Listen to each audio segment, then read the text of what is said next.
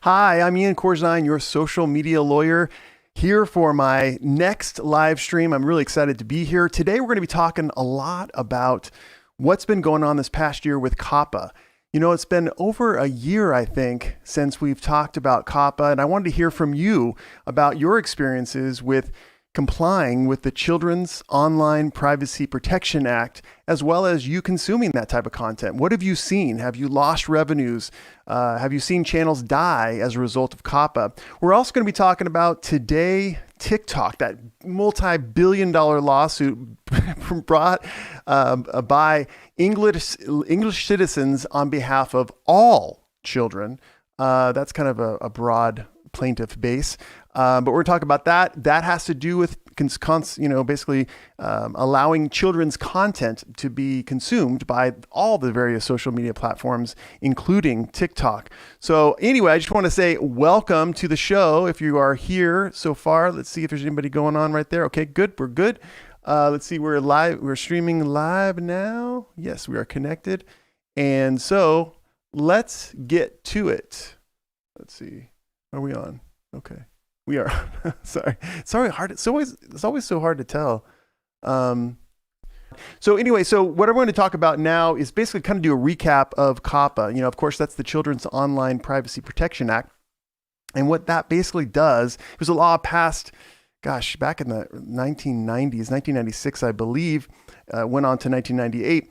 And basically it says, listen, the government doesn't want social media platforms and various internet companies to collect data from children that are under 13 years of age. And so the big, I guess the time when it all came to fruition was back in 2019, September 2019, when there was a settlement that YouTube complied with that required them to change the entire way that they allowed us to upload our videos. And we had to mark our videos as for children or not for children, general audience or for children. And that caused a lot of problems, because if you mark the video as being for children under the age of 13 years old, you would lose a lot of features from your YouTube videos. You would not be able to monetize. You would not get comments. You would not, I've certainly get super chats and other types of ways to monetize your content. So that was really a big change to the YouTube atmosphere. And back in, in November of 2019, that was all we were talking about, and was COPPA this, COPPA that. I remember I took a trip with Roberto Blake out to Atlanta to see him, and we had a whole discussion about COPPA and how it would affect creators. I got to tell you, the response kind of has been underwhelming. I thought that we'd see a lot more channels disadvantaged, but they've done two things. One is they moved their content to be more general audience content. And then secondarily, what they've done is, look at my new camera. Yeah. Secondarily, what they've done is that they've tried to go to different platforms, and they've also applied to be part of the YouTube Kids app. That's how they've been able to make their money. Go to YouTube Kids. There's an age gate. There's a lot of protections, and YouTube can pay them directly. I just want to take a moment to say hi to some of the people that we have on the stream today. We have Invested Lifestyle. Hi, how are you? I think I just talked to you. We also have Game Pro.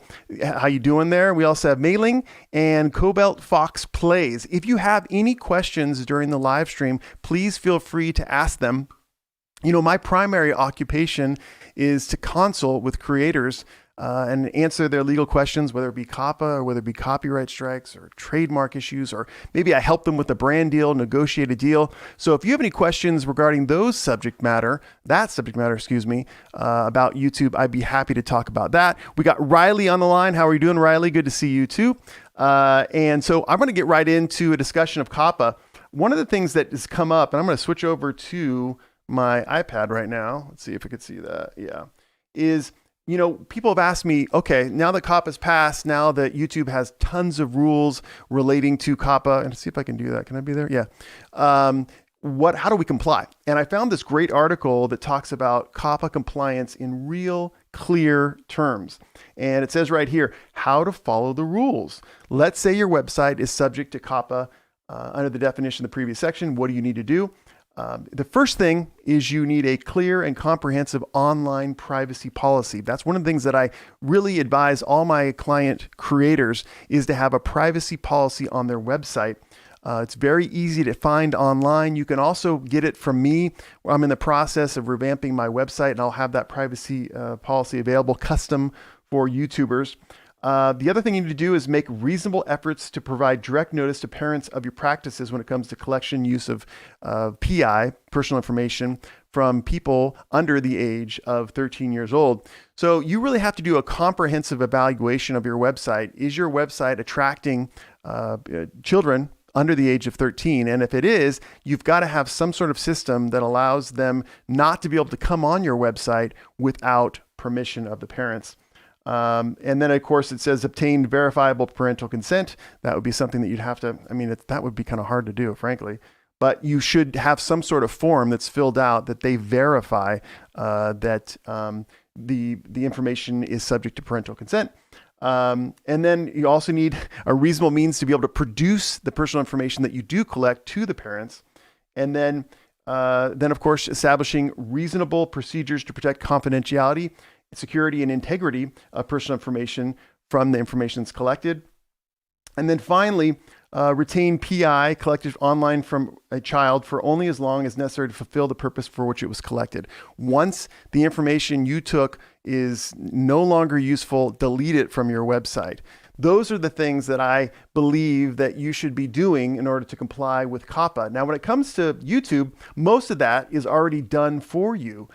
Because there already is basically, certainly there's an age gate, there's a restricted mode for YouTube videos, and then also there is that compliance process where you have to say if your content is for children or for a general audience. I also want to say hi to some other people that have come on. Goddess of Kratos, great to see you there. Hola. We got Scully's House of Thrillers. Scully, so good to see you. Thank you so much for your comments on my videos. We got Cobalt saying there's always, let's see, let me put it on the screen here.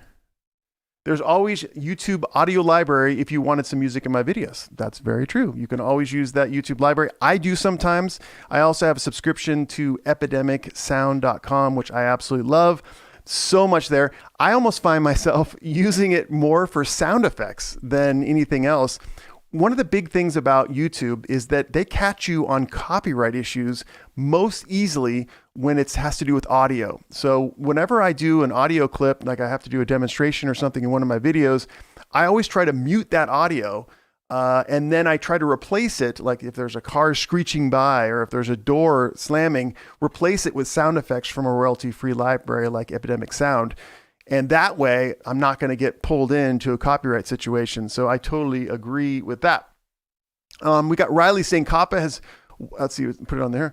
COPPA has wanted to make me quit YouTube several times.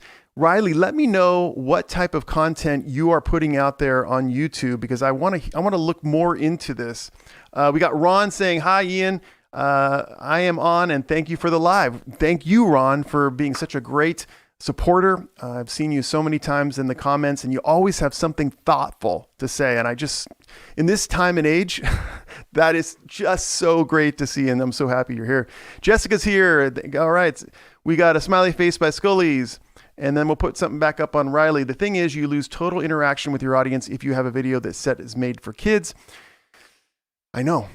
And that's the hard part. And that's why a lot of creators have gone to different types of platforms. They've either gone to websites where we just talked about the COPPA compliance. They've tried to apply to the kids YouTube app and gone that route. They've done other types of content like TikTok. Right now, TikTok is the wild, wild west for content. Certainly, they are subject to COPPA and the other privacy laws. But I will tell you that it's, even though their terms and conditions, which I've read many times, are very strict, they allow a lot of stuff there. So I've seen a lot of children's creators do stuff over there and then just try to argue that it's for a general audience. So that's what I've seen. We got here Sam. Hey, good to see you, Sam. Thank you so much for joining us. I see you all the time in the comments. They said adjust COPPA as time passes. Yeah, I think they should. I don't know what they should change. Would it be the age limit that should change? Would it be the content that should be changed? Should there be a uniform application like YouTube has done on the upload throughout all the social media platforms? I'm not sure exactly how that could change, but Sam, you could let me know. I Outlaw talks about, isn't YouTube Kids a thing? Yeah, YouTube Kids is a thing. I actually have it on my daughter's iPad. It's so funny. These days, the kids, I mean, they're not watching TV, they're watching YouTube Kids. And what's so interesting about how it works is even if your child can't read or write, your child can find the videos that he or she wants by voice. And my daughter, all the time, when she wants to watch an LOL doll video, uses her voice to find it because she's in first grade and still learning how to read. Jero Gone. Hello, Ian. Hey, thank you so much for joining us today. Look, I got another one from GamePro. I was really awoken. I'm really scared of the term woke these days, but I was really awoken by your COPPA Insider Info video. Yeah. I thank you so much for saying that. I was incensed at that point in time. You know, I had worked for a lot of different children's creators because you guys know that the top views on YouTube these days, unless you're like a famous music artist, are review videos and children's videos. And so a lot of the referrals that I got, a lot of the clients that I got were all children's videos. And I got to tell you, we are talking people with studios. I mean, we're not talking just a nice little room that I'm in right here. We're talking about multi-room studios, producers. I mean, it was pretty amazing what they were doing. And we're talking about America, we're talking about Greece, we're talking about Russia, lots of different countries. People were making their living, supporting their families with children's content. And it was like win-win. I mean, they always looked at me and they said, listen, we love doing this. We love making the money we do. And we're really giving value out there because we're providing specific content to children who want this type of content, not just the blanket Disney stuff or whatever you see on TV. This was specific stuff, like I was talking about earlier, LOL dolls. And so it was a win-win.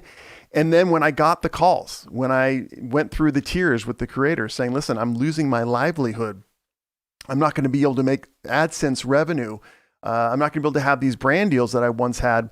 You know, it was a really difficult situation.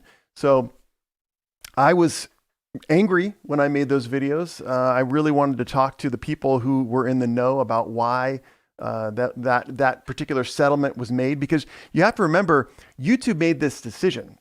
It wasn't a situation where, you know, they were necessarily forced to do what they did. They just said, this is how we envision complying. And then they were able to get the sign off from the government. So it was really a YouTube-made situation. Let's get back to some of the comments here. Riley says, I can no longer reach out to my favorite YouTuber because they are Norwegian kids.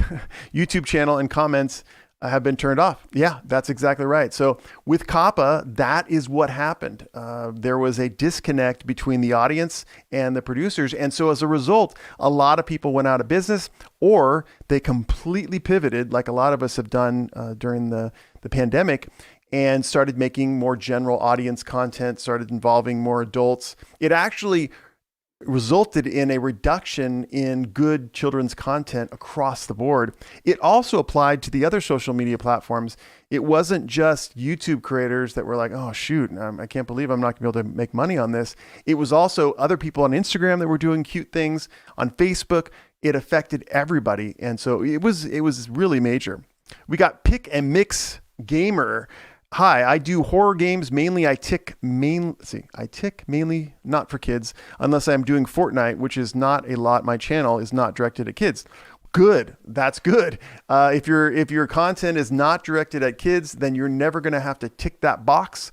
And you're never going to have in a situation where you don't got comments, you don't got likes, and you don't get AdSense revenue. So, yeah, I think that's good. All right, we got Riley back. I also don't know when they upload because notifications are always turned off. Yeah, exactly. He continues, and I always use their channel for learning Norwegian. Well, that's very beneficial. Yeah. So yeah, that's some of the big negatives to COPPA.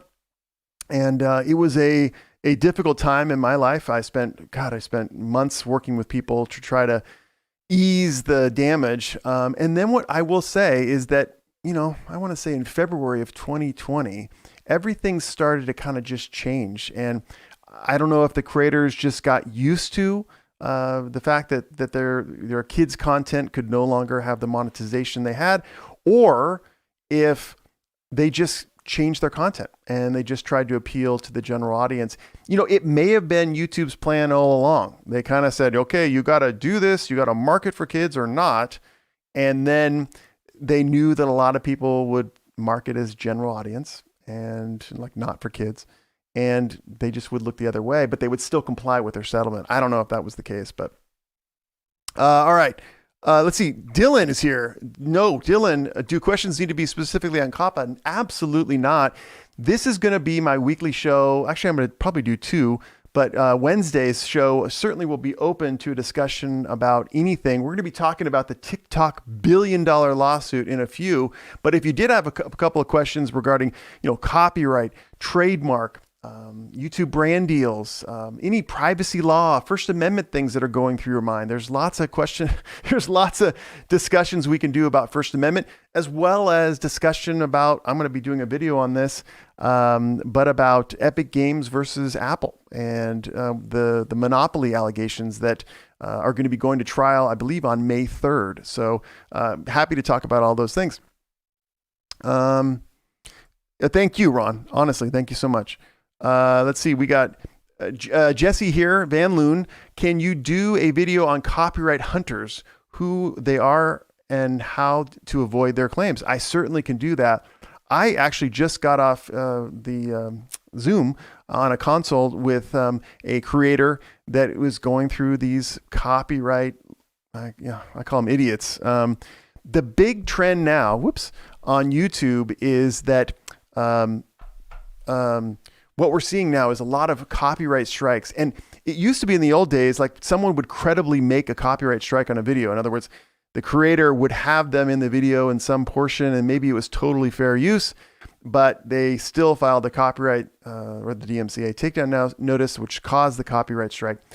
Now what we're seeing is rampant copyright strike abuse, where people don't even have any claim in the world. Like, I have multiple clients that have come to me that do only original content. Literally, it is a talking head video with any graphics that they self-created, and they'll get multiple copyright strikes. And it's because their competitor, their enemy, someone has actually put their name on the dotted line and submitted a DMCA takedown notice, and it's completely fraudulent.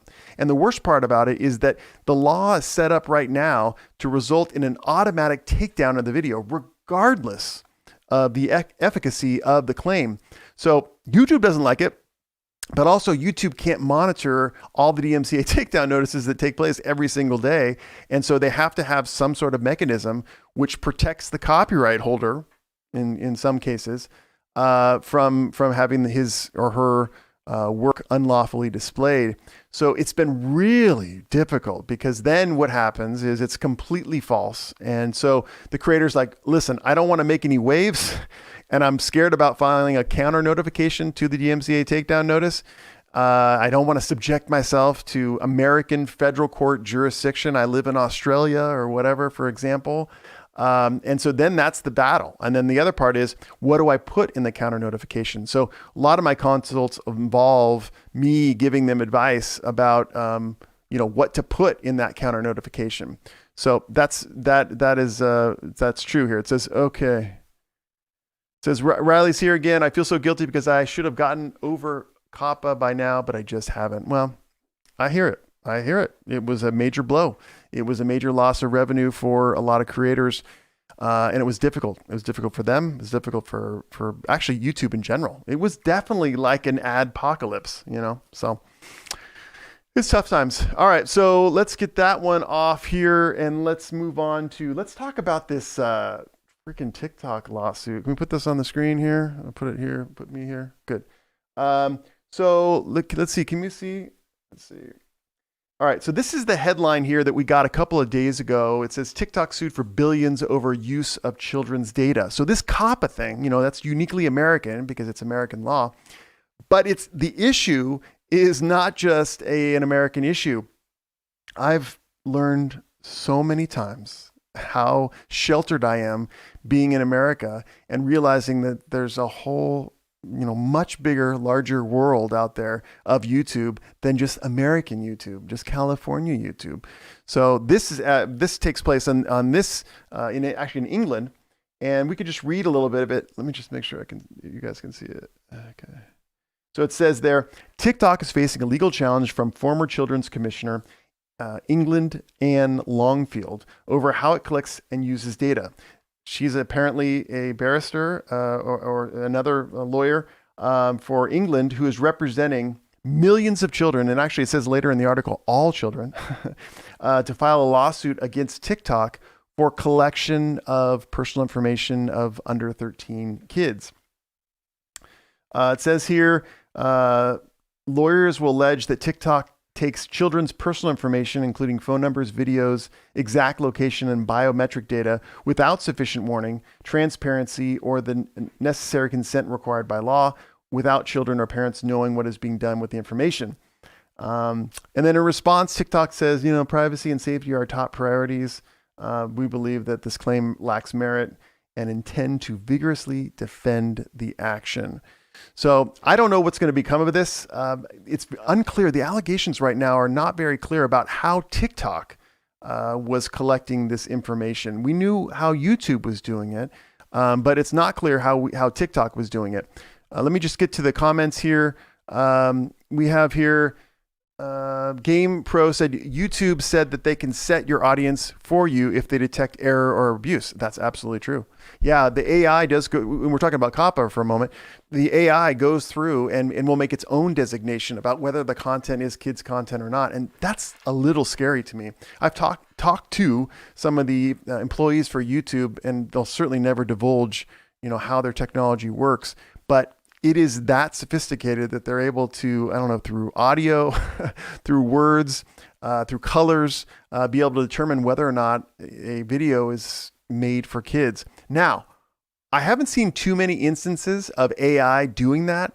No creator has come to me in the past 6 months and said, we've had a reverse. I marked it as general audience, and then they remarked it, demonetized it for kids content. But they absolutely can. Totally true. Let's see. Okay, we're going to go to Jesse. All right, Jesse, can you use a piece of song that is copywritten in a video? There doesn't seem to be a rule as to how much of a song you can use. Is it similar to the amount you can use of a copywritten video? So what is being asked here is a question that I get quite a bit. And let me just switch off. Let's see, I'll switch off to the main camera. What I get asked quite a bit, and that is, can you use copyrighted songs in your YouTube videos? And the answer is yes. But the explanation can go on for many hours, actually. YouTube explicitly allows fair use of images, videos, and audio content. And frankly, US law, which YouTube's rules are based on, allows the same thing. It's up to you as the creator to invoke this, what we call in the legal profession, doctrine. And how you do that is you make sure that you are using this content not for the original purpose that the content was created. So we're talking about a copywritten or a song, all right? So a song is meant to entertain, all right? So if you just purely played a copywritten song in the background of your video, that would not be construed as a fair use. And you would need permission from the songwriter or the copyright holder of that song to be able to use it in your video. However, let's give you an example. If you were teaching how to make a song like this or how to create the sounds that were in the song, you could argue that that is fair use of this copyrighted song, and you would not be required to get permission from the person who wrote the song. But it comes with a lot of provisos, and that is that the law doesn't want you to just take the whole song, pull a whole Lady Gaga song and put it in your video, and then say that you're teaching about how to sing like Lady Gaga. The law says you can only use that portion of the copyrighted work as is needed to demonstrate your purpose. So the example I've said in a couple of videos is like, let's say you want to teach people how to make beats like Drake. You don't play the whole song and then say that's how, you make beats. What you end up doing is you use a second, 2 seconds, 3 seconds, a very short portion, and you say, see, that's how you make that kick drum. You turn down the bass here and you finagle this here, you put the reverb on or whatever the directions are, and you're teaching by using a small portion of the copyrighted art. And why the law allows that is because you're not taking that art, you're transforming it. You're taking that art and not using it for the original purpose that it was created. By playing that 3 seconds portion of the Drake song, you're not entertaining people. Drake wanted to entertain people or move people emotionally. That's not going to do that. So that's allowed. So the answer to your question is yes, and that's how you comply with fair use. All right. Dylan, thank you so much. That is so kind of you. I really, really appreciate it. We got John Ball, you toot. Did I say you toot? Sometimes I say you toot. I definitely have a problem pronouncing a lot of words. There was one video, which you can look up, where I did it all about cancer culture. It was actually about cancel culture. And I kept saying cancer culture. And it was I don't know what it was. It was just crazy. So anyway, all right. We got 5 Point Vids. Hey, what's up, 5 Points? Great to see you. Have you personally ever appealed a claim, had your appeal denied, and then appealed further? Provide full legal information, and what was the result? I have personally appealed, and I've won all my claims. Yeah, I have. I have a wood thing here, so I'm knocking on wood. I've never gotten a copyright strike, thank the Lord. I really try hard to use original content or content with permission. But I have appealed multiple times. I did a video, which is no longer up, by the way, for another reason. I'll talk about that in a little bit. But it was about James Charles. I was trying to do review videos of various famous creators and do them reviews for fair use. So I would take different portions of the video. I did it for Mr. Beast. I did it for David Dobrik, did it for James Charles. And I went through the video, and there was one portion where it's so ironic. He recorded himself dancing at a club in Mexico, I believe, and it had background music, right? And so what I was saying in the video was I used that portion, and I was saying that background music actually is probably violative of fair use. And sometimes background music is fine. It's called de minimis use. It's just a short portion. It's not a big deal, and YouTube lets it go. But in this case, it was a long kind of clip. I mean, I want to say it was multi-minutes. So what I was doing in this video is I was using the content to show that it was a violation of fair use rules, but YouTube flagged it.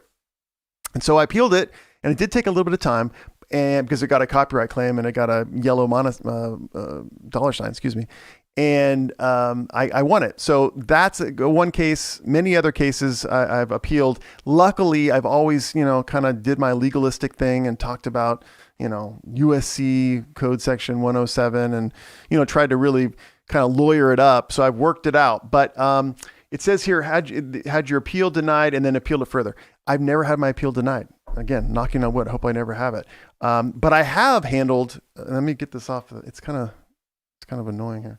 I have handled the appeals for multiple creators because my channel. I mean, gosh, it's not earth moving channel, but there are channels out there. I mean, my goodness, that are so powerful in the industry that they're in, and AdSense wise. I mean, making $100,000 a month. I mean, just crazy channels. So when there is a copyright strike, it is legit going to potentially destroy their channel.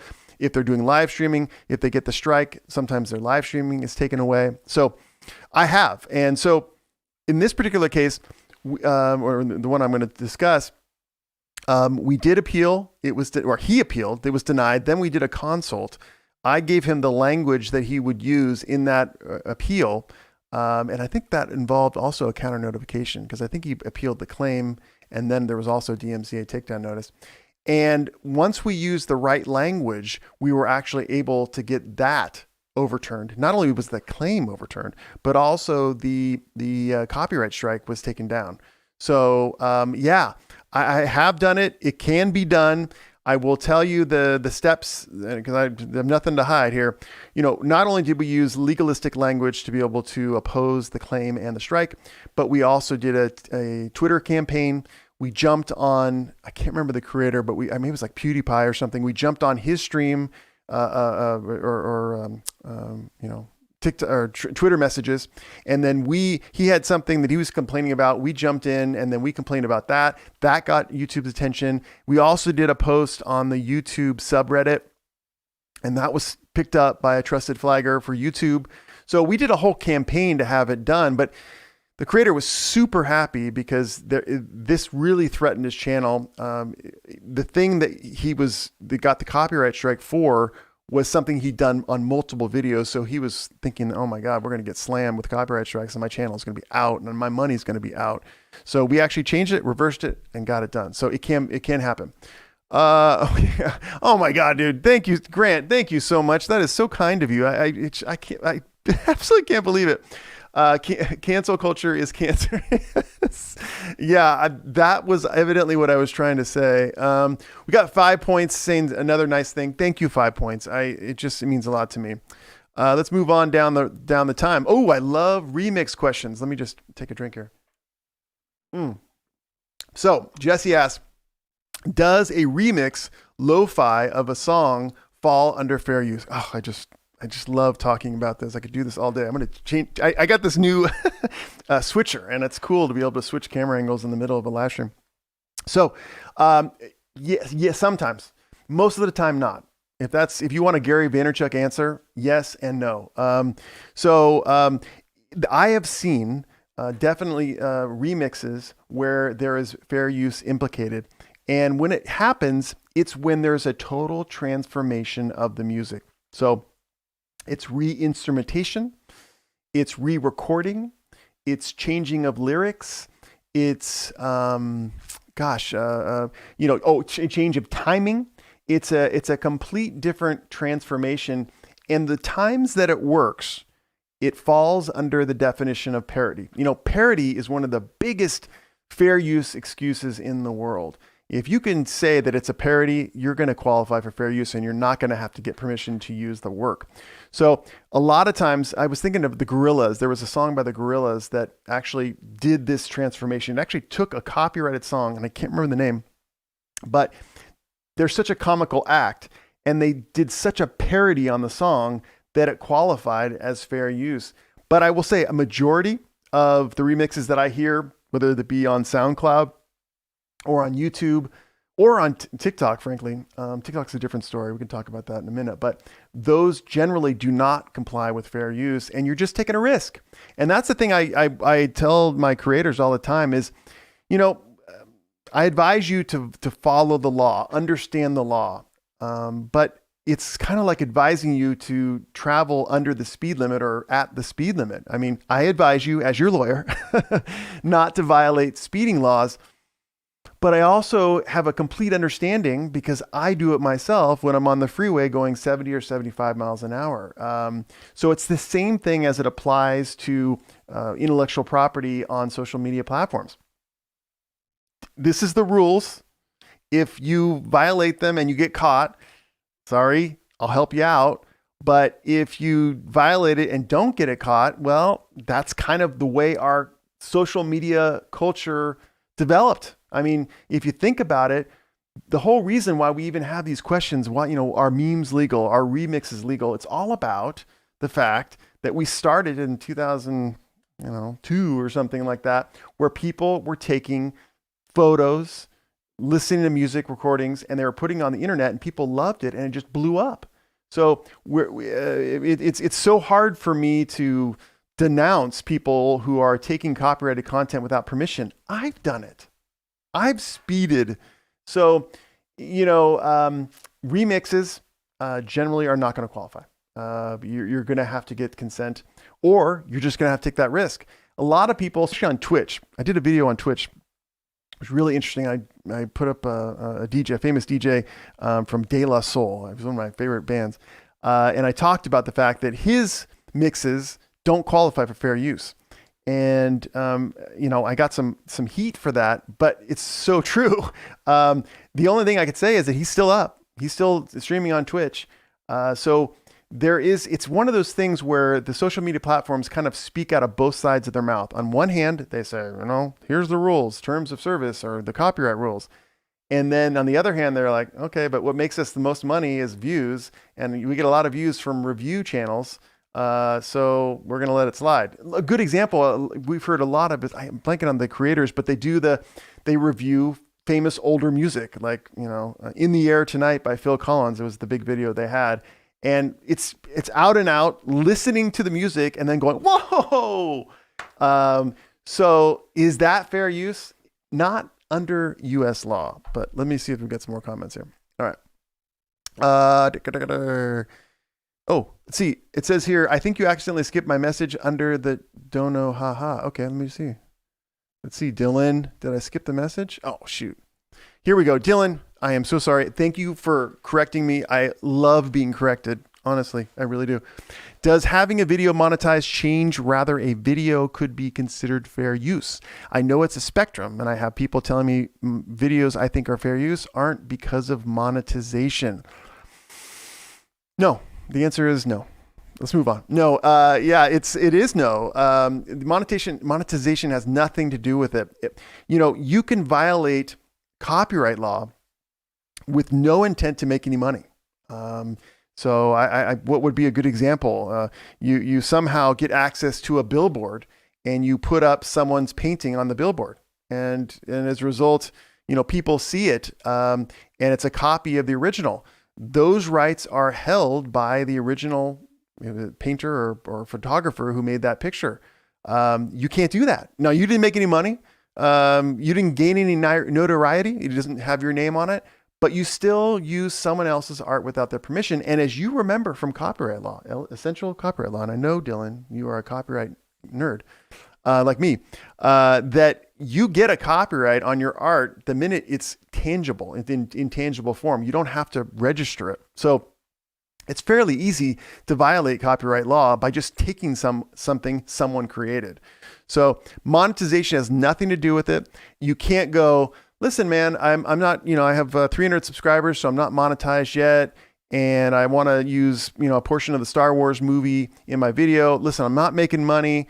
I'm just trying to build an audience. Can I use it? Can it, qualify for fair use? And the answer is no. It doesn't matter if you're monetized or not. So thank you, Dylan. I'm so sorry I missed that question. Let's see. Okay, let's see. We got Riley again. Also, my question relating to the question I sent is, how do you know that a song is public domain? Well, let's talk about public domain for a moment. Public domain exists, or art exists, because the copyright is expired. All right. And so we can go into how long, it depends on what law applies, but copyrights do expire. And so there is one way to do it, and that is to go to public domain archive. Let's see if I can pull that up. Public domain archive. I think that's what it is, right?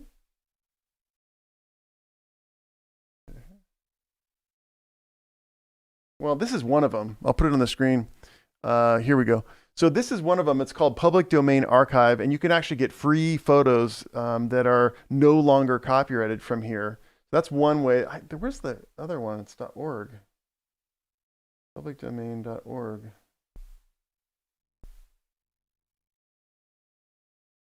I think it's .org, is it? Yeah, I guess. Yeah, I guess this is another example. I can put down I can send it to you after this. There's a number of different sites where you can actually find public domain songs, public domain images, public domain video. And surprisingly, when you are contemplating, let's say you don't have a subscription to one of the pay services, Altlist or Epidemic Sound or whatever, do a search, because there's some actually good music, especially if it's background music that's all public domain, current. Maybe the person has passed away. Or it's been donated to the public, that you can use so that you don't have to worry about copyright. Now, I guess I'm being blocked here, so maybe I should turn this back. Okay. So yeah, so how do you know? You could just do research, Google search to find out who's the copyright holder. But how do you find copyrighted content? Just go online, publicdomain.org, publicdomainarchive.com, a number of different places you can find that. So let's see, we got Media Raven Editor. Hi, I'm back. Hi, Media Raven. Let's see, what are you doing? How does fair use work? This is from Jesse. How does fair use work for people that post videos that are viewed in the United States, but they are from a different country? Fair use for people in the United States. Yeah, fair use is specific to each jurisdiction. So a good example might be, so in this case, I'm trying to understand. So you're from a different country, but you're posting third-party content that is viewed in America. So what could happen is the copyright holder of that content could bring a lawsuit for copyright infringement against you in America. Now, whether or not he can get jurisdiction over you is an absolute another question, which I don't think he could or she could. But that is how that could happen. Now, as we talk about this, there's two kind of correlative sets of rules. One is, U.S. law or the law of your country, and the other is YouTube rules. So now you could be got a copyright strike from a person in America viewing your content, even if you are outside the country, and that strike would count towards your whole channel. So whether or not you are being viewed in certain countries or all countries, a strike in America would count against your channel totally.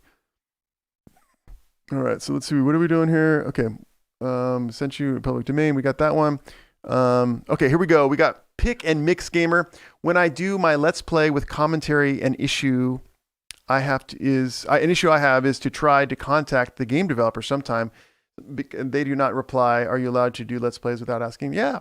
So get this question a lot too.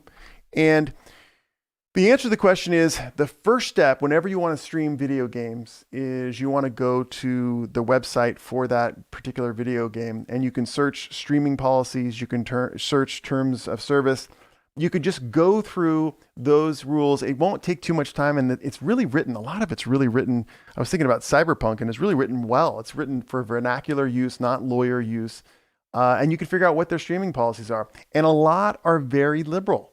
Matter of fact, the games that are coming out, especially Cyberpunk, now are almost set up like they assume that you'll stream the game. And in fact, some of the games have certain streamable songs in the game itself, and then songs that are not streamable that are actually blanked out and you don't use for your streams.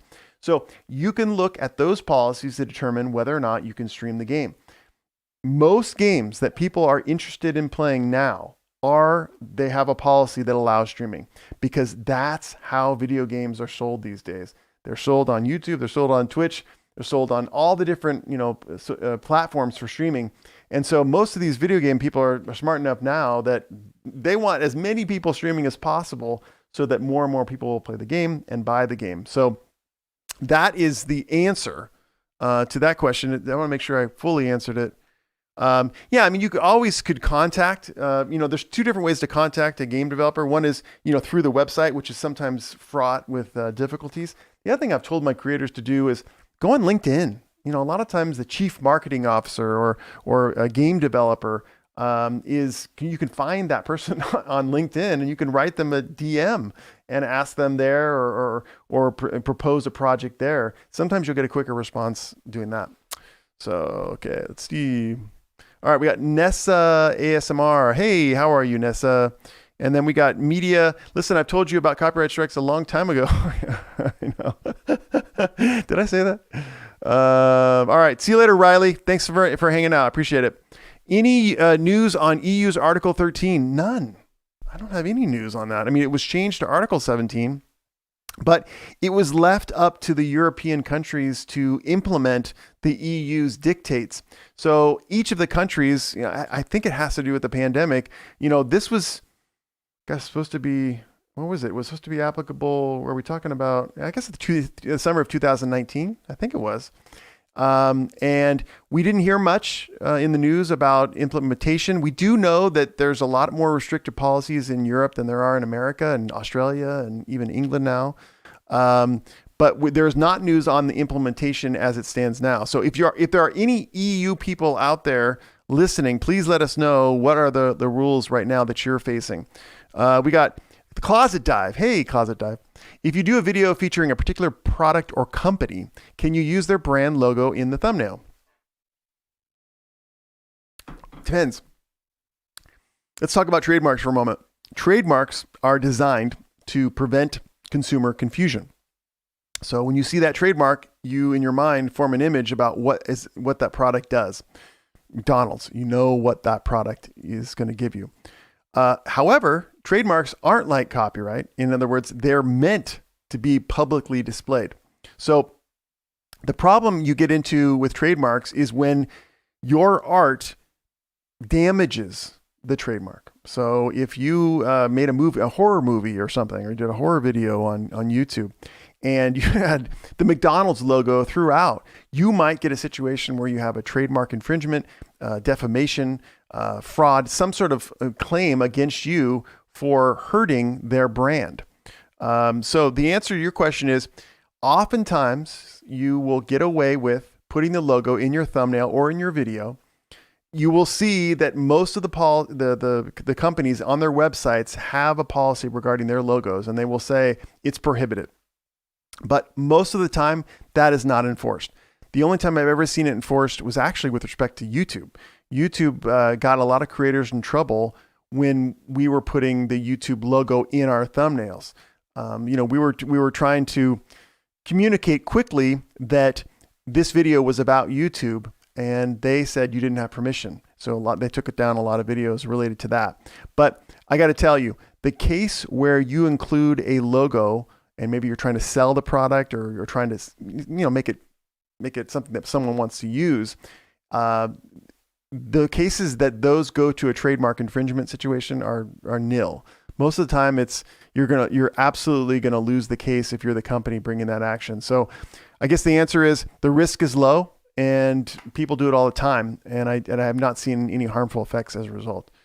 All right, so let's see. We got Ron Colvin. Do you think YouTube will keep raising the bar on monetization for small channels? Thank you. Yes, I do. I hate to be so pessimistic, but wake up, people. Really wake up.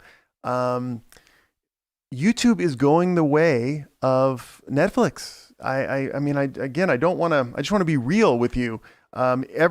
People kind of hold on to this notion that YouTube is the YouTube of 2008. What YouTube did is said, listen, we need content. So we're going to do everything we could to encourage people to put content on the platform. That was back in the old days. Now YouTube is the big star. A lot of times it's not mentioned in the same sentence as the social media platforms, like with Twitter or Facebook or Instagram, but it actually is a social media platform, as you know. And you're seeing, just as much as I am, the prioritization of partners. So you're seeing, NBC News, or you're seeing CNN, you're seeing all those different outlets being prioritized in the search results. You are also seeing favored creators up in the search results. People, I'm just trying to think. I mean, the hot ones, the people that are just built into the system that make YouTube a lot of money, they're getting a lot of the priority. So we're fighting for the scraps. Now, I'm not complaining because YouTube has always given us a free platform to build an audience and to help people. So that's the way it is. But just read the writing on the wall. Just look at YouTube objectively, and not as what you want it to be, but what it is. And what it is it's rapidly moving to curated content that it selects. And the reason why it's doing that is because it doesn't want to have these problems. Adpocalypse doesn't want to have David Dobrik, doesn't want to have these issues come up, James Charles come up, that really threatens advertising revenue. So what does that mean? It doesn't mean we get sad. It just means that we use YouTube now for our purposes that they are, and understand that maybe we're not going to get 1 million views every time. And then we also continue to build out our platform in other platforms. So everybody's moving to Rumble. We're certainly, people have been doing Instagram. They're not liking that, but TikTok is big. people are trying to figure out how to get educational content on TikTok right now. What I always say when I'm talking to a creator, and I use the word creator because I don't want to limit it to YouTube creators. I think you guys out there are all creators. You put your art, your reputation on the line when you put out a video or make music or do images or whatever. And so you deserve respect. And you also don't deserve to be pigeonholed on a certain platform. So that you are a creator, and it is up to you to broaden your focus and realize that back in December of 2019, YouTube came out with a rule, and the rule was for any and no reason we can take you off the platform. For any and no reason we can take you off the platform. I'm not mad. They set the rules. They set up the system. I'm benefiting from it. But I also see those rules with broad eyes, and I know, okay, so I've got to broaden my perspective. So what does that mean? Build those email lists. Make sure that website is working real well. Make sure you're building yourself on another platform in case someday someone doesn't like the glasses you're wearing and says you're off the channel. So it's a long-winded answer, Ron, but I think they will keep raising the bar, and I think the algorithms are really not our friend. They're controlled by someone else. There really is a button you can push that will make you get more views or less views. And so don't get upset. Just know that it's real and keep working hard. Where am we at? Okay, let's see. We got Mr. Mindworks. I love it. I live in Canada and have a great idea for a channel. And I even made up a little ditty of a song to go along with it. So how can I be protected for copyright if someone else wants to take my ideas and my tune? Well, you can never use intellectual property law to copyright an idea. Ideas are up for grabs. But you certainly can get a copyright on your song. Now, I am not a Canadian law expert. You have to go to Viva Frei for that. But I do believe they have a similar system in Canada as we do in America, and that is a copyright registration system. In America, it's copyright.gov. You certainly could copyright your Canadian song in America if you wanted to. It's no problem. And then it's a very simple process. It is fairly inexpensive for what you're trying to do. I think it's, it can be $65 to $85. And there's some firms like, I think it's Rocket Lawyer or even peopleschoice.com, which will do the copywriting for you. But I would encourage it. If you are concerned that someone, it's a great song and someone might copy it or whatever, it's great to do a copyright registration because it provides you priority if you ever had to go to court. You don't have to prove as much. There's certain statutory penalties that you can get for a violation or for copyright infringement. So it doesn't cost that much. So it really, and also if you're in a situation where you're like making the DMCA takedown notice and you're like trying to justify it, you're like, dude, I have the copyright. Here's the registration certificate. It's 2020. The video that he made that took the song is in 2021. Boom, done. The video's gone. So that's the best way you can protect yourself. All right, let's see. Pick and Mix Gamer. To people who do not know if you upload your video, but do not make it public in your list of videos, it will say no issue or potential copyright claim. Some people make it public right away and they get copyright. Yeah, that's the new rule. It used to be that it would be hit and miss. But now YouTube has tried to create the system where you upload everything as unlisted. It goes through those checks, those copyright checks that you've seen, I'm sure.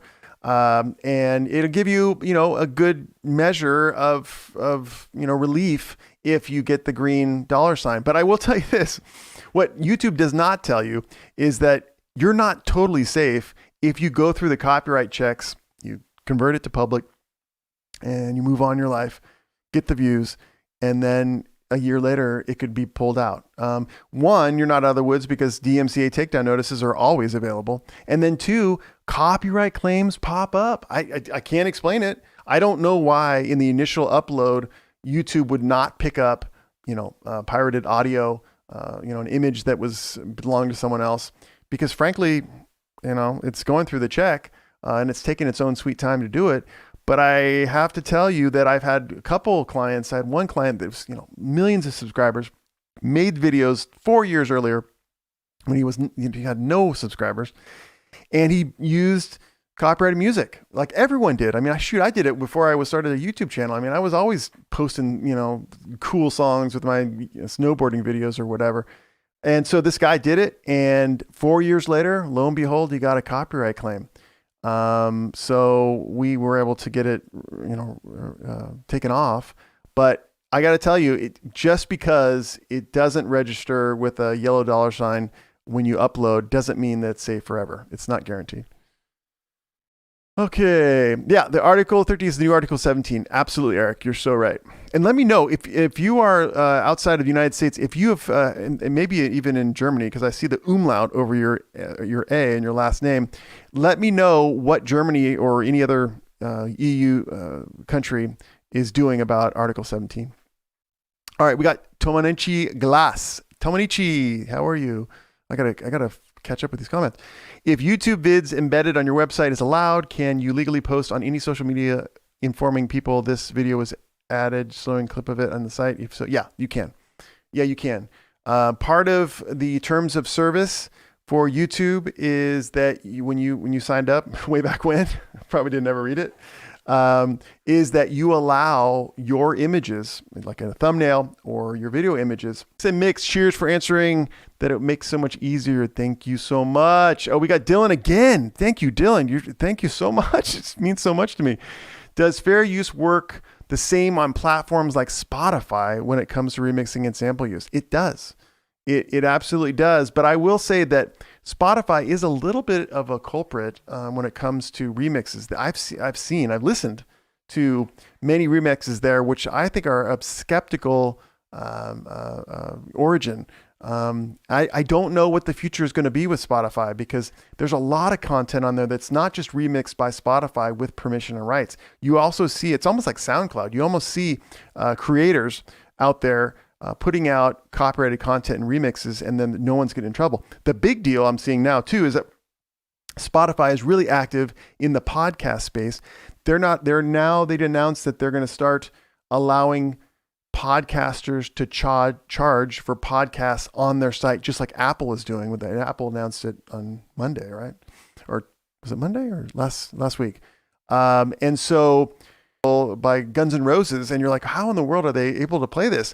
I listen to the Billie Jean is Marketing podcast, and all the time there is so much copyrighted material on that. I will say that websites and podcasts kind of get away with a lot more. But when it comes to being put on a social media platform like Spotify, then I think there's going to be increased scrutiny. And I think we're going to start seeing DMCA takedown notices of podcasts. So it does work the same.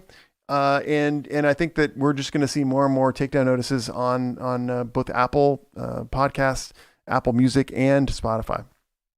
All right. We got, congrats for listening to my comments. Wait, well, thank you so much for making them. We got Sam, raising the monetization bar will push people away. So I can see that. On the other hand, just remember, YouTube wants you to monetize your videos. So, I remember one time I was like, you know what? I don't really need the AdSense. It's not that much money, especially when I was starting out. And I was like, I'm just going to demonetize all my videos. And a creator told me, he's like, Jeff, why don't you just do what YouTube wants you to do? And when you are monetized and you click upload, it's default to monetize. So generally, when it comes to that, I'll let YouTube decide. All right, Timonishi Glass. If other peeps YouTube bids embedded on your website is allowed, can you legally post on social media informing? We already talked about that one. Sorry. All right, we got Michael. Hey, Michael, longtime friend. How are you, Michael? Good to see you. Okay, now we have Mr. Mindworks. Is there any other channels that it's worth posting things on besides YouTube that provide monetization? Rumble. Do Rumble. I just started an account on there recently. There's a lot of creators that are doing great work. Viva Fry is one of them. I'm thinking about Vegetable Police, Casey Stern. They're doing great Rumble videos, and it's just the same content. Actually, it's better content because they're not constrained by use of certain trigger words, out there. And I think you know what those words are. They do pay. I don't know what the CPM is. I've been told by Viva Fry that it is lower than YouTube, but it's a land grab. It's your opportunity now to go out there and create an audience on Rumble and get paid for it. So I would highly recommend it. I'm going to be in the process of doing that.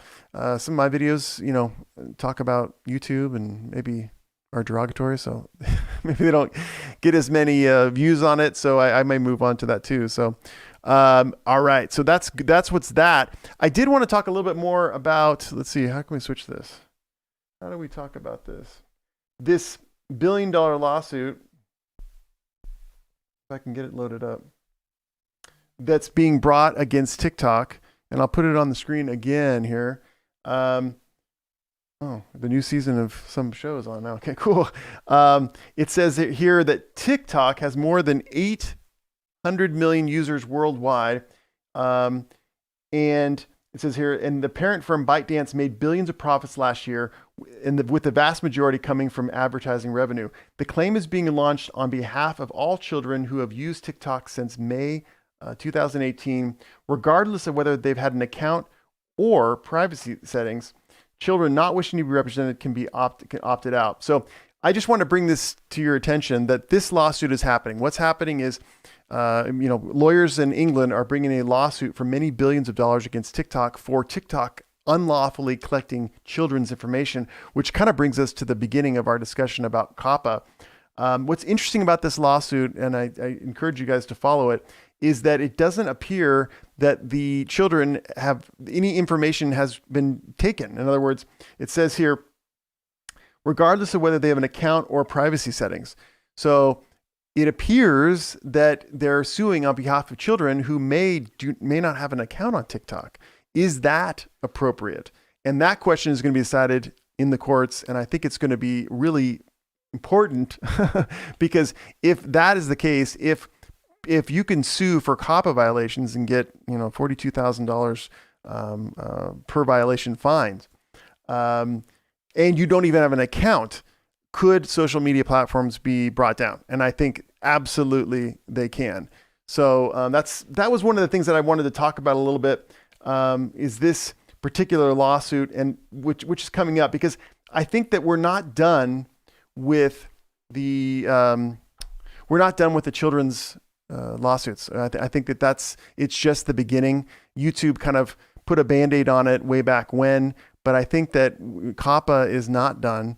And I think we're going to see COPPA manifest in other places like Facebook and like TikTok, especially. My gosh, TikTok's audience is young. I mean, my daughter is 7 years old, and it's just the main social media platform. I don't let her watch it, but that her friends watch, and there's a lot of crazy stuff on it too. So, it's something that's coming out there. Let's see. Let's put it on here. That was the question we just had. Then we also have Michael saying, "I'm doing okay. I have a fast question came to mind. Is there any hurt to list a video on YouTube Premiere? Is there any hurt to list 100 video on your YouTube Premiere?" Well, I don't exactly understand, Michael. You certainly can clarify in another comment if you would like. But YouTube Premieres, I mean, there's positive and negative to both. I think premieres are best when you have a really engaged audience. So, if you're getting, 10%, 20% views within first 24 hours of your subscribers, then that's a great way to do it. I think for most people, with all due respect to you creators, and I guess respect to me, we don't have the engagement of that. So it might be you hanging out with two of your closest friends watching the premiere. And if you're into that, great. There's no boost in the algorithm for a premiere. It's all based upon watch time and views. Sometimes I think premieres interfere with the natural progression of a video, especially now that we have the YouTube Shorts competing for our interest. So does it hurt? I don't think it hurts, but I don't think it helps either. And I think the only time that it's beneficial, I think, is if you have an engaged audience, and so it's fun to do. So, all right, we got Revelation Christian. Welcome. Fair use regarding news. Can I give commentary on what the news reports or world events covered by the news? Absolutely. That is one of the exceptions under code section 107, which is news reporting. And so how the general guidelines are, and what TV stations have been doing for ages, is they use no longer than 10 seconds of a copyrighted video, and they try to put commentary before, after, and during. So you'll see a lot of those videos on the news where something has happened and they've just gotten a hold of the video and they don't have permission to use it. They actually do they talk over it. They do a talk over of the content because they want to make sure that they're clear that they're doing commentary or they're reporting on the news. And oftentimes they use that term news. So I would suggest you do the same thing. My blanket guideline recommendation for use of video on YouTube videos and frankly any other social media videos is between 2 to 5 seconds. I think you're safe with that. Fair use is an elastic concept. There's been lots of cases of a minute and that counts as fair use. But I will say that most of the time, 95% of the time, you can get that same message across using 2 to 5 seconds that you could using 10 seconds, using 15 seconds, using 30 seconds. Most of the time, people who start using, 30 seconds of a video, they're really trying to capitalize on the entertainment value of that video, and they're not using it for the fair use purpose, which is transformation. So it says when you do commentary in the news, great. But what I want to bring across is that you might have a video, let's say of Donald Trump or something, and you don't have permission to use it.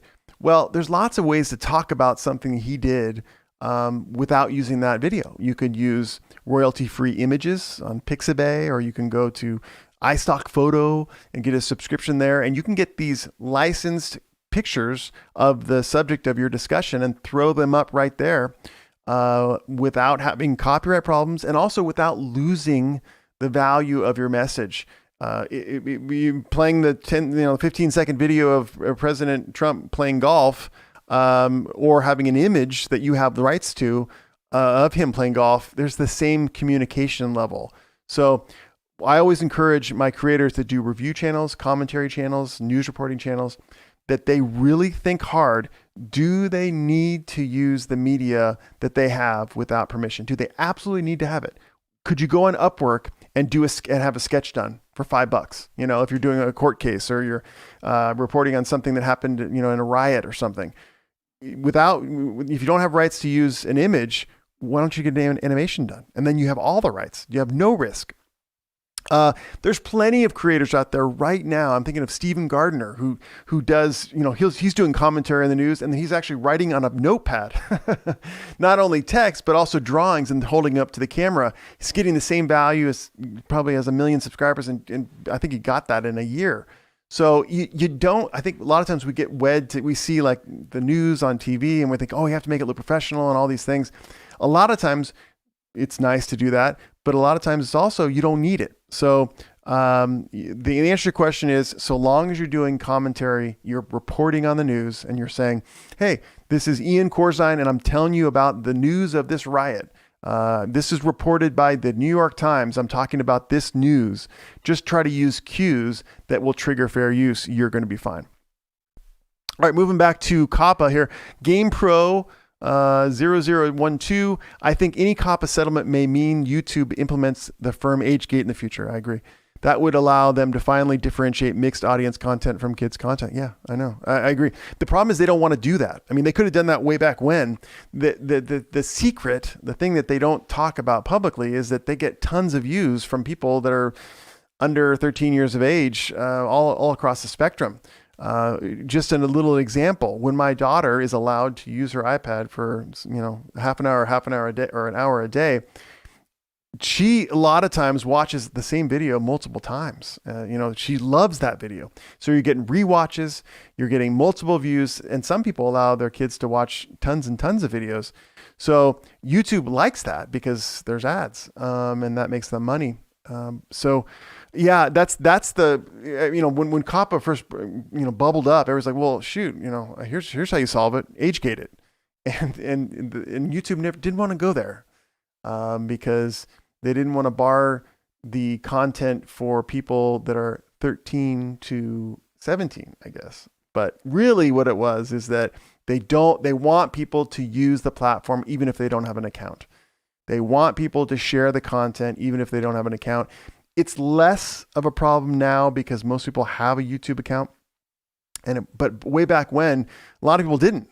and really didn't have a YouTube account. So they wanted to be able to have people use YouTube as kind of the Wikipedia of the video internet. So I do agree, and that could very well happen. Or they could require that only non-restricted type content be on the platform. One of the things that you may or may not know is that a lot of times your videos don't even show up on search anymore because YouTube has determined that they're restricted. And restricted means that they're for 18 years and older. So if someone clicks on the restricted tab in their Google Chrome browser, they don't see your video if it's restricted. Now, other people who don't have the tab, selected can see your video. And for the most part, it can progress through suggested fine. But the golden goose of videos is to have a non-restricted video, because that way YouTube will propel you as far as possible. So yeah, it could happen. All right, let's move on to Michael. I'm planning to list amount of 100 videos to premiere up in 100 videos. Wow. That's unbelievable. 100 videos. Michael, let us know when you're going to do that. That's amazing. Dylan, do you ever give opinions on specific pieces of content, and if you think they are protected under fair use law? All the time. Matter of fact, that's my main job, is when people come to me and they either get a copyright strike or a copyright claim or multiple ones, they go to iancorzine.com and they sign up for a consult, and they can provide me with links to these videos, or Dropbox if it's taken down. And I review these things. And then what we do on our console is we talk about, whether or not this is a true violation. Sometimes really prudent creators, oftentimes these are the creators that, make the multi-million view type videos. They will actually send me the videos before they're, public. And they'll say, hey, just go through this. We're a little concerned. And then I'll go through that. I'll give them my advice. They'll make their cuts and then they'll release it. So yeah, all the time. Yeah. All right. Coral T. Hi. How are you, Coral? Good to see you. I'm in the process of sending a demand letter for payment to an MCN. Oh my God. I hate this story. Ugh, I hate this. This is so, I get this so much. Coral, let's see. It turns out, okay, let's see. Turns out they ended up being kind of shady. They impersonated a lawyer, and hopefully we'll shed some light on my MCN. Oh man. I absolutely hate to hear that. A lot of people have problems with MCNs. Listen, I made a video on it. I actually like the good MCNs, but I do not like the bad ones. If you are going to be involved in doing review channels, commentary channels, use of third-party content on your channel, using an MCN, actually, that's a bona fide one, is actually a good thing, because a lot of them, I'm thinking about BBTV, I'm thinking about Air.io, a lot of the bigger ones, they have a direct conduit to YouTube. And so I've seen copyright claims reversed overnight. I've seen copyright strikes reversed in short order, because a lot of times when you're with a quality MCN, they're making money on your videos. So they're motivated to go to YouTube and say, listen, turn that dial. This is not a valid copyright claim, a valid copyright strike. But there are a lot of shady people out there that will say, oh yeah, we're going to give you 5%, or we'll take 5% and you have the rest. And then you start doing really well. And then they stop making their payments because the money comes to them first. Most of these MCMs have that. So Coral, I am so sorry. If there's anything I can do to help you out, let me know. Hit me up on iancorzine.com. Andrew, hey, good to see you, Andrew. Good to see you. Let's see. Let's go back to Coral for a second, because she's putting this comment. Basically, I signed their contract as a minor. Oh, after 2 weeks, I avoided the contract and requested leave, but they refused to let me go. I ended up staying for 2 months, and they ended up stealing. Oh, jeez. $1,300 out of me. Thankfully, I got out thanks to YouTube. But since they never paid me, I'm looking forward to getting back with a demand letter. Yeah. Well, demand letters, can work sometimes. I've been forced to use demand letters, cease and desist letters before. They sometimes can shake the boots of the other side, but sometimes not. I mean, a lot of times these people are shady. They're from maybe out of your country. It would take a lot of money to bring them to justice. So I'm wishing you so much luck, Coral. Again, if I can help you out, let me know. G2 Focus, informative. Thank you so much. I like that. I like the special spelling with the EN too. That's great. So that is what we're basically what we've come to talk about today. We talked about some COPPA stuff, did a little COPPA status. We also talked about the TikTok lawsuit involving children's private information. And then we answered a whole bunch of questions about copyright and trademark issues. Wanted to bring something up to you. Again, what I spend my days doing is helping these creators with understanding the law and also understanding, contracts and brand deals. A lot of the work I do is assisting people get those big brand deals. And if you ever need help with that, you could always contact me on iancorson.com, leave a comment on one of the videos or whatever, and we could take it through. Now, having a lawyer does cost money. Now, I'm pretty reasonable, but it does cost money. But I will say this. I compare it to working with a CPA or an accountant. Sometimes you have to write a check you don't want to write to your CPA, but a lot of times they save you so much headache, so much heartache, so much in taxes that you're happy to write that check. And so I will tell you that I think uniformly among my creator clients, I make them happy with the service I provide. So if that's ever something that you would like to do, just let me know and reach out on iancorzine.com. We got Hero Barara Salalas. I'm so sorry I mispronounced your name. My Twitter account got suspended on a false copyright claim made in bad faith. I've been trying to get it back. It's been 2 years. Jeez. Now there's nothing on my Twitter account, and I've checked it lots of times. Oh my gosh. I am sorry to see that. Hero, if you could let us know more about the actual copyright claim and why it was false. I gather you put an image or maybe you did a video on Twitter. It would be good. Let me know more about that so we can, maybe address your question a little better. Andrew says the FTC told Creekcraft that they're not going to bankrupt creators. Oh, yeah. Not even YouTube would do. In reality, the FTC and YouTube wants clear-cut defined violations. Yes, absolutely. That was back in an interview they did, I want to say it was in December of 2019, I believe. And yeah, they're not going to bankrupt creators, but of course, that's what they say too. I always said it from the beginning when it was in the middle of that COPPA scandal, that the point of it is that they want to go after kind of the big cases. They want to go after the cases that would actually make news. So, trying to, sue me for, a COPPA violation or copyright violations and, fine me up to $42,000 is just not going to be in their interest because they're not going to be able to get it. It's not going to get headlines. So you're right. I don't mean ever with my videos to unduly scare you. What I mean to do is to make you aware, so that you don't get in a situation, maybe years down the road, that you violated a law and now you're being held to it. Why not make good copyright decisions in your videos now so that you can sleep well at night later on in time? All right, we got Wild Stuff Vlogs. Hey, how are you? It says you helped me. Well, thank you so much. I appreciate it. And I appreciate your support. Thank you so much. And Ron says, thank you for everything. Ron, thank you for joining us. I really appreciate it. We got Andrew back here. Perhaps what YouTube and the FTC mean is that the intentional violation of COPPA. I should have the feeling that the FTC and YouTube are still working about what they're clearly made for kids. Yeah, that's true. Today, I think I put it on the screen earlier. There is a definite dispute about what the heck general audience is, what the heck is made for kids and not made for kids. Why did YouTube use that terminology? Because that's not in the statute. That's not in the regulations. They actually adopted that as part of their own decision. Now, the other part too is that we don't know what was in the settlement agreement. We don't know if the FTC accepted that or if that was just done on YouTube's prerogative.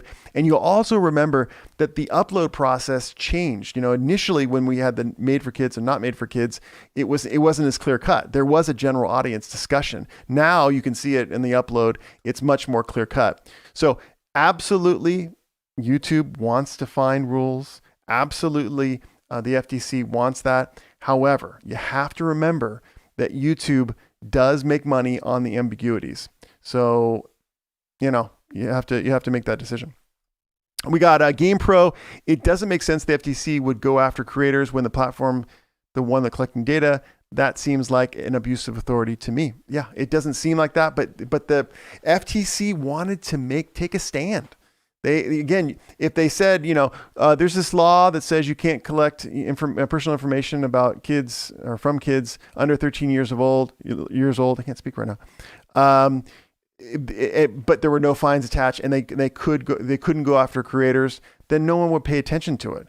They really wanted to make a statement, and so in the beginning phases, they wanted to scare us into complying, and then later on over time, you're right. Absolutely. They don't have the resources to bring to justice people who are wrongfully marking their videos as not made for kids. Okay, we got more from Hero. There's nothing on my Twitter account. I'm sure it was a link to a torrent link that was removed by Twitter the same day I got suspended. Well, that's interesting. I wonder what that is, because that does not bring to mind a copyright problem. If there was a link, unless you're saying that the link was to like an unlawfully pirated movie or something, that's amazing. And I'm so sorry you can't get it back. The only thing I think of is go to the Twitter subreddit and post to that and see if there's any way that you can attempt to get the attention of a trusted flagger to reinstate your account. I'm so sorry. It stinks. Oh, here's more detail. It was posted by someone else who's had access to my Twitter account. I'm sure it's a false copyright claim made in bad faith. Please help me. I would love to help you. If you would like to contact me, one way to do that is set up a consult by going to iancorzine.com and get, you schedule on my calendar, and we can talk about it in more detail.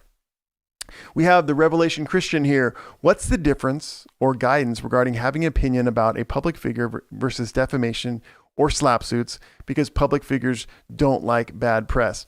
Well, that's a great question. That's a long answer to that question. Let me just start off by differentiating.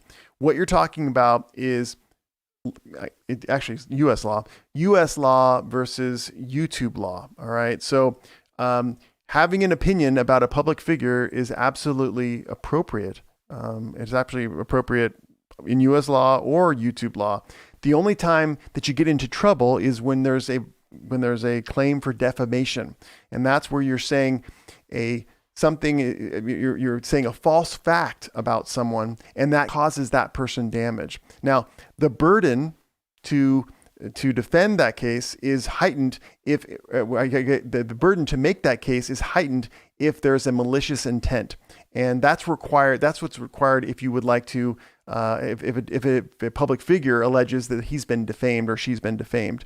So that is a creature of U.S. law, but it is not a creature of YouTube law. Actually, YouTube rules and YouTube law, so to speak, allows, I don't know if I want to say defamation, but they actually allow abuse. There's actually used in the terms of service and the community guidelines. You can take issue with people lawfully on YouTube. So I don't know that's ever going to protect you in the courts, but it certainly is going to protect you from having your video taken down.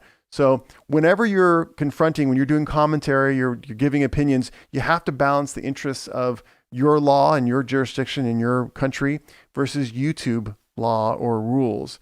And so those type of opinions are absolutely permissible on the platform. They rise to the level of causing damage to someone. In other words, you say some heinous thing about them and then they lose their job and they can prove that they made this much money on their job. That would be damages sufficient to bring a defamation claim. All right, Andrew's back. Thank you for reminding me, Ian. YouTube could have added the third and final option in their COPPA marketing system. It would understandably help a lot of creators comply, and I totally agree.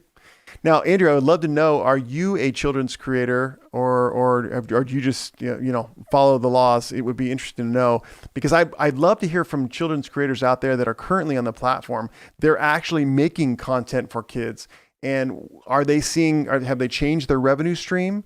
They're certainly not making AdSense revenue, but have they done something else to be able to adjust for the lack of AdSense revenue? I'd love to hear about that.